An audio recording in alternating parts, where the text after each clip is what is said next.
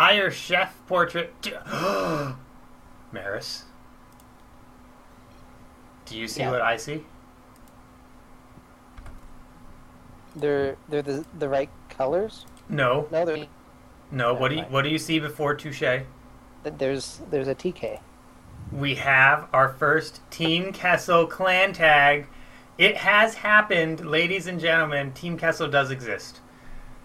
Spawning in the northwest position of our map, Whirlwind LE. In the blue trunks, it is the Protoss player from Team Kessel, Touche. I will call you Touche, because I assume that's what you're going for, but without the accent, you're Touche. But we will call you Touche.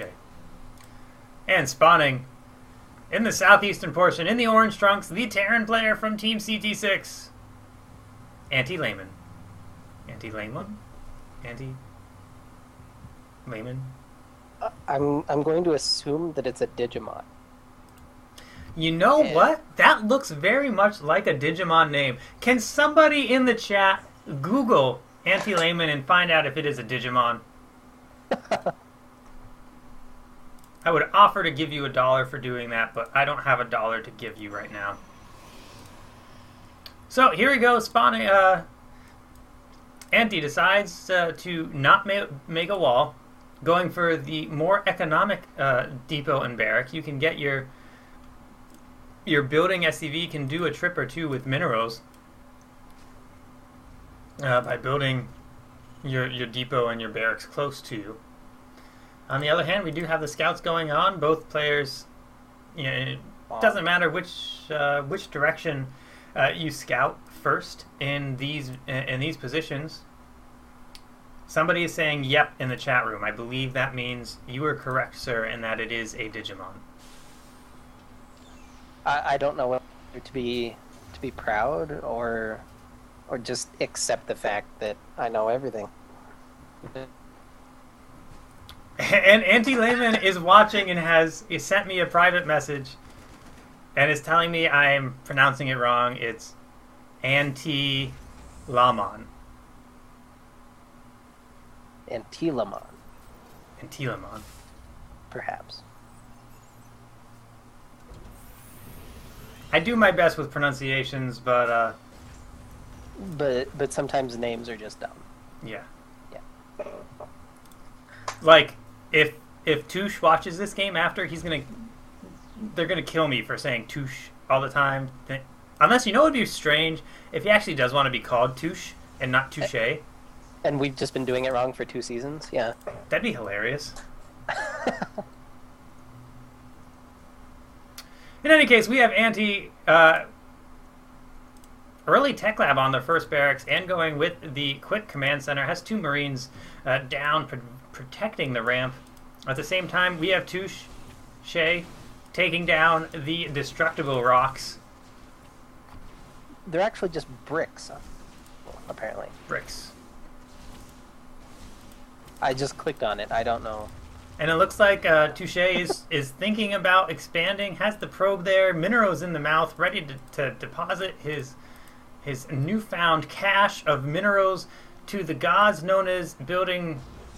Oh, for a second, he almost built that nexus way out of position, and I got scared. But no, he does correct himself. Herself, whichever. Some names I just have no clue if they're played by a male or female player, because I know we do have a couple females in the CTL. Big props to you. By the way, I love the more diverse we can make this league, the better.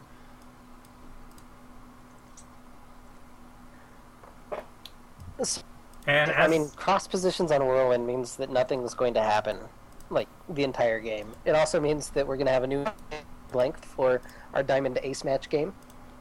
Yes. Now, here's the question.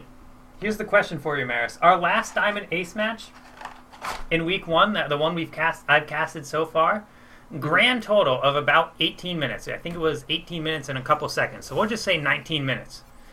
Will this game be longer or shorter than 19 minutes? The ZBZ series? Yes. I'm going to go longer. We're going over. I'm going to say game 2 will be longer, but this one will be shorter. I don't know, cross positions on Whirlwind, I'm not sure you can, like, just based on starting positions and map, there shouldn't be much of a longer game that happens. And speaking of this, let's see what we have in our players' bases. We have a Robo and 3 gates down for Touche. Going into Immortals, maybe he's thinking about trying an Immortal bust on any kind of bunker play that Anty has. Anty moving out with a small contingent, 7 Marines and 1 Marauder. Going to see what kind of damage those... He does have Stimpack with this, so this could do... honestly a pretty reasonable amount of damage. On the other hand, the Mothership Core does have enough for a Planetary Nexus, so let's see what happens here. Are the units going to stim in? Stim and immediately taking out the sentries. The sentries get 2 force fields, and the army quickly evaporated by Touche's force. Does take down 2 sentries out of the 3, though, and forces out some force fields from the other. Forces Touche to warp in more sentries because you would want those force fields able to be used for you to split up the army. On the other hand, we do have Touche does have a probe sitting at what would be his opponent's either 3rd or 4th. Probably going to throw it on a proxy pylon, which he does right as I say that, and has another proxy pylon at the arguable 5th of Antylamon. So yeah, those are good locations. He doesn't have necessarily the to go for an attack right now, but he could do a little bit of a poke at his opponent's front just to see what's going on there, what his opponent has. And that could be really useful going forward. But and it looks like in our game now, it looks like Touche is thinking about playing a little bit more 2-base, going to try to be a little bit aggressive with 2-base, definitely putting into his infrastructure. He's building those Immortals fairly constantly, warping in as he gets the throwing down more proxy pylons. Where Antylamon we see is throwing down a 3rd base that's already changed into an orbital, moving it over, just now building the starport, the reactor on the factory, so I'd assume that's going to be medevacs. Walks right by the proxy pylon, decides not to kill it. Is going to see the 2nd proxy pylon, so we're going to have to see if Antylamon decides to pull back with these forces or not. And at the same time, Touche running his units in.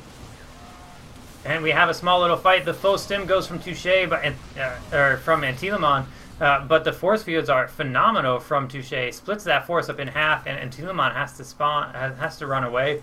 Touche throwing down a couple of zealots to intercept this force as it's running away. Stims again, very low health units all around, so this is going to be very hard for Antylamon to defend. And like Antylamon's just getting a greedy. You can't attack and expand at the same time.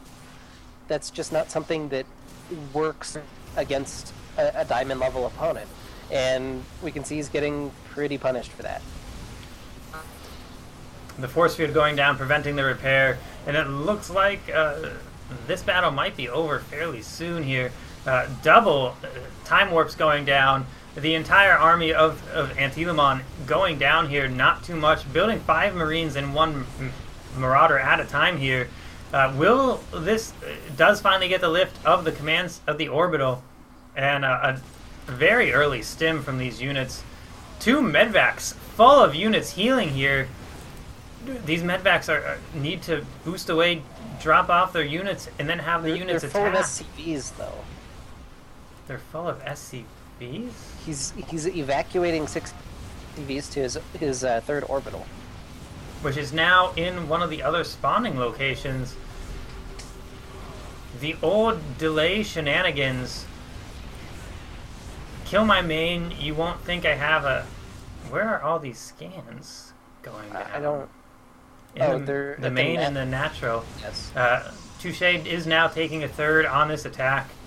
Now you can't... The scans have actually forced Touche. He's warped in 3 stalkers back at home. I don't think that's worth it, really, but... Well, Touche did see the medvacs run away. And instantly, Antylamon throwing down 6 barracks. But will they be able to get the supply depots down as well? Because as this attack by Touche is coming, as this starts taking down the supply depots, Antylamon is going to come very close to, tries to block some of these SCVs from getting out with the force fields. Antylamon building down an additional command center and gets a starport out before the factory. Oh, the factory is still alive. Not supply blocked just yet. And Touche just does a recall. Doesn't finish off either of the bases. Leaves the command center, a bunch of supply depots, an engineering bay, and a factory. And it's still 123 supply out of 26. There's not a huge amount of hope for Antylamon, but... Antylamon's starting to think defensive, throwing down 2 bunkers at the new main's ramp, as well as having a Marine out there standing guard at the watch, at the ready. Is this... Sounds like something just got loaded. Oh, a bunker. Has 2 SCVs ready to repair these bunkers. So we're at about a little bit of a standstill. I like that Touche just decided to throw a couple zealots at his opponent's main. Start working down those additional buildings. They're there. You might as well. You're on 3 bases. You got a good economy going. You're getting everything you want. Throw those units out. Force Antylamon, wherever they may be, to rebuild those buildings. You're still doing economic damage. Force them to build 3 additional supply depots. Force them to build another engineering bay. Possibly prevent a planetary fortress from going down. The refinery I'm not that much worried about, but kill that too, and then go into the other base and kill the other 3 supply depots. Now, what I'm sad about seeing right now is Antylamon has an almost full energy orbital still floating over the natural. Land, throw down your 4 mules, lift off again. Or land in a different base. Because right now, Antylamon, on 3 command centers with mules, your economy can skyrocket, and you have the possibility of catching up in supply. And really just go mass marine and see what you can do. And he does have Banshee on the way. I think banking on that, perhaps a little too much, but I mean, Cloaked Banshee are good. Well, finish the rhyme. If he can do 130 supply worth of damage, it'll be even. When behind, Dark Shrine, if you're a Terran, Dark Shrine means Cloaked Banshee. And these 3 zealots decide to start scouting around. They're not going to kill the other 3 supply depots, which that 300 minerals is huge right now. And these zealots are very close now. They're going to find the barracks very soon. Here comes the attack. I don't think these zealots are going to do any damage at all. A little bit to 1 Marine, not able to do anything, but incoming Colossus drop. The Banshee is up in the main, has 3 kills. A couple photon cannons go down. I think those photon cannons were built a little bit earlier than the Banshee being around. Touche. A little bit of mismicro there from Touche. He actually shot Simulator. Not that that's a huge deal. But. Touche now bringing the entire force to bear on the new main base of Antylamon. Where is the Warp Prism? Coming from the back. The Warp Prism in the back with that Colossus going straight after the SCV line.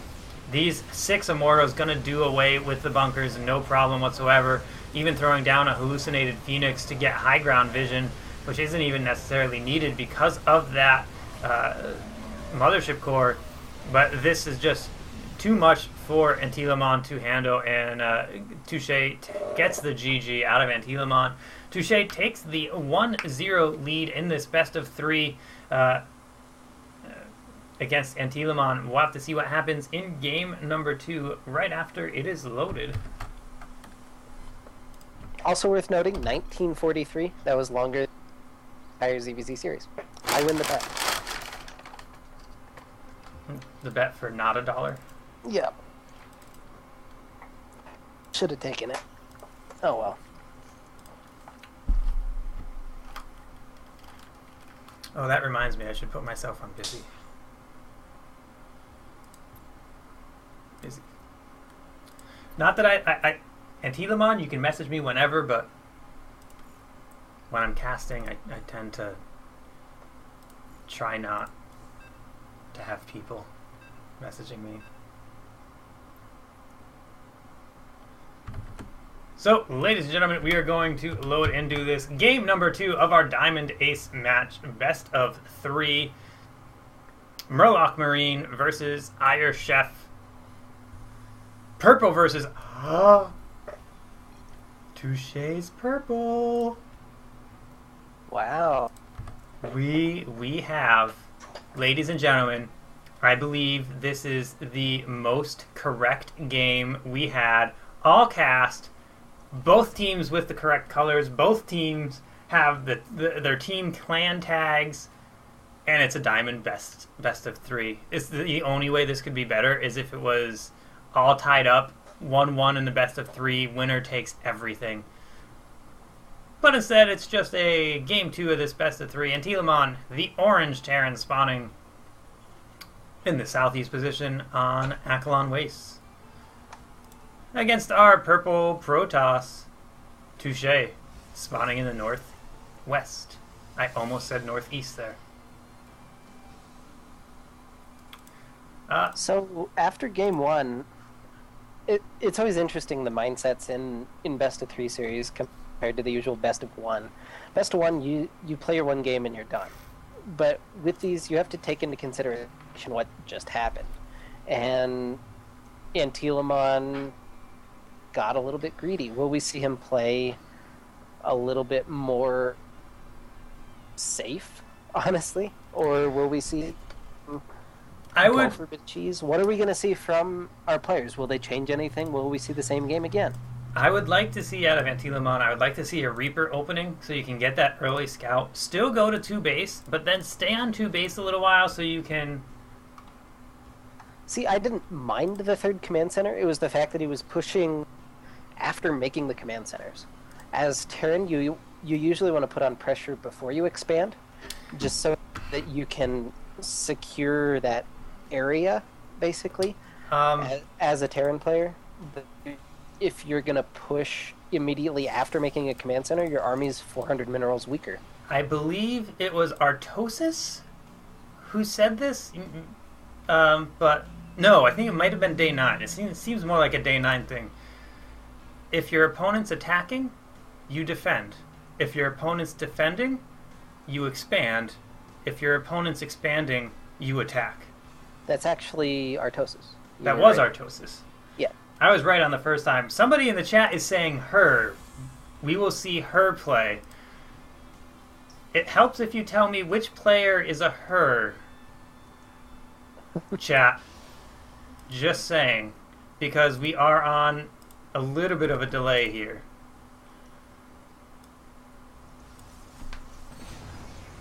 Mothership Core comes out. Antylamon does have that quick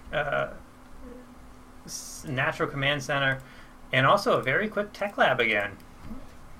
Antylamon did this, he or she did this at the same time last game with that quick tech lab. But it has the Reaper out this time, so... Interesting. Reaper's just checking out the natural. Nothing there. Just chilling. Very interesting play by Touche right now. 2 Zealots and the Mothership Core. Maybe going to push out and try to do a little bit of damage? Oh, the Reaper gets caught attacking the Stalker and goes down. Touche throwing down the expansion now.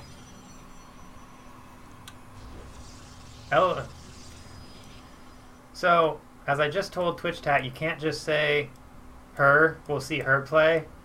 And so the immediate follow-up comment in Twitch Chat is, and I quote directly, is a her. Just so you know, again, we're on a delay. So what I'm saying right now, you won't hear for about 10 seconds. So when you type in is a her after, I'm talking about somebody else now. So I don't know who I'm talking about. Just saying.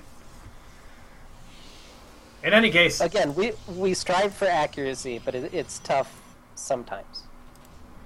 I do not have a full roster list, including genders and nationalities. Antylamon going for a 3 barracks play. Very common. This is a play I like to see. in Terran versus Protoss. It's one that I do myself sometimes when you fast expand as a Terran against the Protoss player, just throw down the bunker and you're fairly well defended against any early pressure. And then you go into 3 barracks so you can start beefing up your army. And Antylamon is going to have a very beefy army, has level 1 weapons on the way, as well as stim already. So any kind of big bioforce for Antylamon is going to devastate a lot of early gateway pressure. But you need a big enough army, because if you let those zealots get in close, your stimmed units are going to die so quickly because they're losing health, especially Marines without combat shield. And there's a reason this is the most standard opening ever. The 1 racks fast expand into 3 racks. There's some changes to it, like the early Reaper. That's fine, whatever. But just, it's very safe, it's very strong, and it allows you to put on pressure off of 2 bases once you get vax. It'll be interesting to see what Touche is going for, as we do see the Twilight Council going down. Did I miss the Forge? No Forge yet down, so it's not going to be... The Forge is up in the main. There is a Forge, and the Forge is researching +1 weapons. That... I myself am not a diamond player, but I myself, when I'm playing in a PvT, I like to get armor first, as we do have a small attack in the main. Antylamon getting caught by some force fields again does do a decent amount of damage with this. Is going to run away with that one last Marauder. Let's see what's happening in Noah. Antylamon not really getting the damage needed out of there. Yeah, there's no reason to continue putting on that pressure. It didn't work in game 1. Clearly, Touche was prepared for it, making units able to defend it. And if you do it again in game 2, expecting a different result, that's a little bit silly. And expanding and teching and getting units at the same time means that your attack is going to be very, very weak compared to what it could be. If that were the same timing on 1 base, that could do, massive amounts of damage, really win the game. But off of 2 bases, I don't know that there's a Protoss timing that's easy enough to actually die to that. And we do see Touche did throw down the Templar Archives, and that is complete now, so we do see what that Twilight Council was for. Immorto takes out the Marauder. That was just verifying when that 3rd comes down for the Protoss player. And Antylamon probably now thinking that Touche is going to be taking a 3rd fairly soon, because did see that the rocks were being taken down. So, and Antylamon taking that time to decide, well, I think you're going to be taking your 3rd. I might as well take my 3rd as well. If Antylamon's going to be taking the 3rd in that little tucked-in location, I'd like to see the rocks starting to be broken down. Just defend yourself a little bit better. And the other thing is, this is played out basically blow for blow, almost like last game, from Antylamon's perspective. If we see him move out again with this army soon, that's the big mistake that'll end the series, basically making the same mistake 4 times in a row. Armory just now going down for Antylamon. That will allow the 2/2 upgrades to be created, as well as the addition, and some medvacs are starting to come out as well, which will greatly improve the survivability of the units for our Terran player. On the other side, for our Protoss player, we have level 2 ground weapons, Zealot Charge, probably just going to go into some Zealot Archon play with having that Templar Archives down. But I don't think I've seen any we do have some High Templar. Did I miss Storm? Oh, I missed Storm being researched. Storm. I see it either, but he does have Storm. So there are 4 High Templar with Storm gaining energy. So this army by by Touche might look very small, but it will be very strong against this Bioforce. And at this point, the Bioforce, you have 2/2 just started.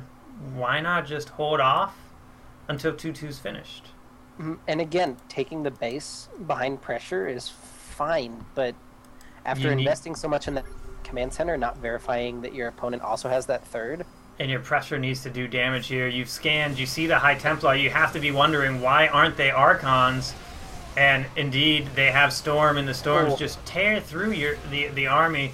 The storm on top of the Time on warp top of is the time warp. huge. That's And where are the medvacs? Did all the medvacs die, or were they just not brought with the army? there was only one medevac with that push, and it died.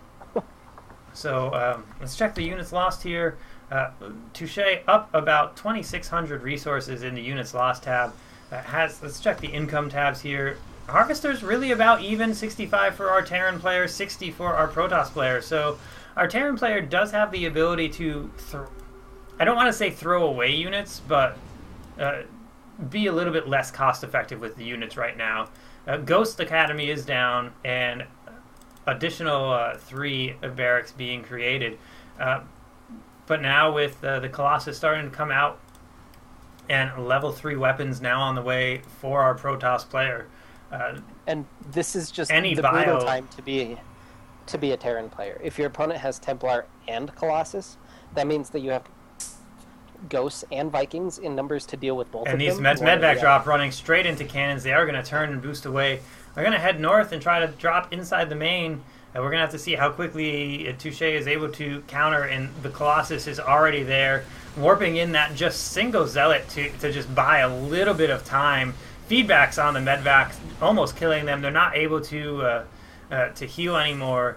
An extra feedback sent, and the medvacs are a little bit too close to the cannons and get taken down. One full, one almost, one with a couple units, and again, Antylamon with a 4th command center going down during that push.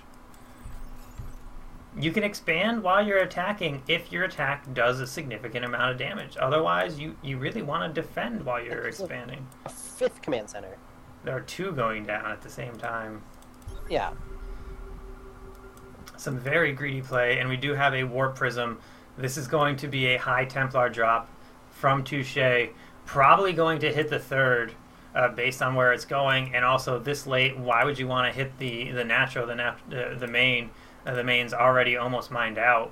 But there are 25 SCVs in that main, and only that is a huge 19 in the 3rd.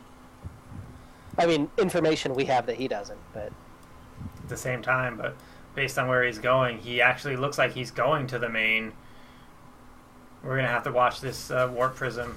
I wonder if this game was played before the Warp Prism speed buff, so that's why it's not moving fast. And the very quick move off from Antylamon keeps any damage from happening, really. Will the Warp Prism get away?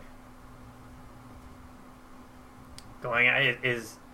Will Touche... And this is the rough spot. Now, there's, like, the rocks haven't been taken down. There actually stims up to take down the rocks, but the Warp Prism over the 3rd could have done a lot of damage. Touche does the fake out, comes back, has Antylamon still paying attention. 2 storms go down, takes down a lot of 4 kills on 1 High Templar. 4 kills on each, so 4 takes on both of them. Yeah. Takes down 8 of the workers. Not really that cost effective. A good trade because you lost nothing and took out that many workers, but at the same time, and you also killed some mining time, but you wanted to do a lot more damage than just 8 workers there. Now a push coming from Antylamon again. 3-3 almost done. Will probably be done before any sort of attack really happens. He's got these ghosts, but they're there. Now they're in the army. And there are some Vikings here, only seeing about 8 of them right now, which will do very good against the Colossus, but we still have... Colossus, the Templar and the Archons are a bigger deal, and all of the Templar are loaded into that Warp Prism that's flying across the map. There's 4 in the Warp Prism. I don't know where the other 4 are. There are 8 on the map. Oh, there's one underneath the Colossus that I see. Oh, there they are. Okay, they are with the army, and this is a nice concave Touche. This is not something... Oh, and at the natural, we're going to have another Storm Fiesta. Takes down a ton of workers, and Antylamon has a nice little concave up. Oh, the storm over the wall from Touche. I would not want to attack into this right now. There's too many Archons, too many Colossus, and you know there's High Templars in there. Mm-hmm. I do like this, though. This is very good. Pick off. You see there's not really much air defense there. You might cause a storm to go on the Vikings, which really isn't the best use of storm. A couple of Zealots warped in, forcing a liftoff on the 4th. And it looks like Touche is going to try... Uh-oh. If Touche tries another storm, there is a huge clump of... Oh, he doesn't have enough energy for his storm after he drops them. There was a huge clump of workers just idling here for Antylamon. And the drop actually showed Antylamon that there were idle workers. So, at this point, Antylamon has 3-3 bio, huge bank. Both of these players have a huge bank, and it's taken down a couple Colossus. Antylamon might actually be in the lead right now. Mm-hmm. He needs to be... Like, these Vikings aren't going to be too useful right now. They've picked off the 2 Colossus. There's only one more. And that EMP just takes down. Oh, but then the feedbacks, and now finally coming the move out from the Zealots and the Archon. Can we take out the last Colossus? The 2 time warps go down, but this Bioforce might prove to be too much. Kiting the Zealots as best they can, but Charge really coming into play here. The 3 weapon upgrades. Did I miss were there no medvacs with that push? Or were they feedback? I don't know. There were a couple. Now there's Dark Templar rampaging through the natural. Like, that fight looked really one-sided because it had a pretty big army left back at home. And at the same time, the Touche now pushing out. Both armies pass in the night, and Antylamon doesn't have anything at home to defend this, and he's having trouble just dealing with the Dark Templar, let alone the army rampaging through his 3rd now. Plenty of minerals, but Antylamon has, from what I can see, about 5, I think that was 7 or 8 barracks. Looked like there was only 2 tech labs and no reactors. You need. Why would you not have the add-ons on your buildings? And these 5 DTs now in the natural of Antylamon are just going to town on any units that walk up there. Antylamon doing some good damage, but not able to kill all these Dark Templar, and Touche just warping in some Zealots to try to finish it off with the Dark Templar. And at this point, Antylamon down over 100 in supply, about 100 in supply. Looks like Touche might be able to clean this up. And I just don't think Antylamon had enough medvacs to go with the bio army. The biggest issue was still had probably 30-40 supply. That entire army that was in the 3rd base was left at home. So just being down 30 to 40 army supply in the main fight, that's not ideal. He hit good storms. He picked off the Colossus in timely fashion. And Antylamon was up on upgrades 3-3 versus the 1-0-1. But just if you're down 30 army supply from where you should be, you're not going to win fights. That and sitting on a 7K bank, you need to have more production. There's no reason not to have reactors on some of the additional barracks that you have. You need more medvacs. Bio can be played well, but you need enough medvacs to attack with. Mm-hmm. And 30-40 army supply changes that entire fight. Yeah.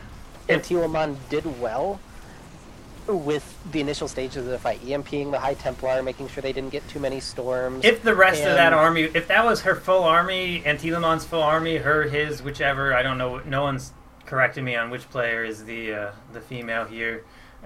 But if the entire army was pushing, Antylamon probably wins that fight, and probably can then just run through the natural, possibly into the main, into the production, and possibly turn the entire game. Mm-hmm.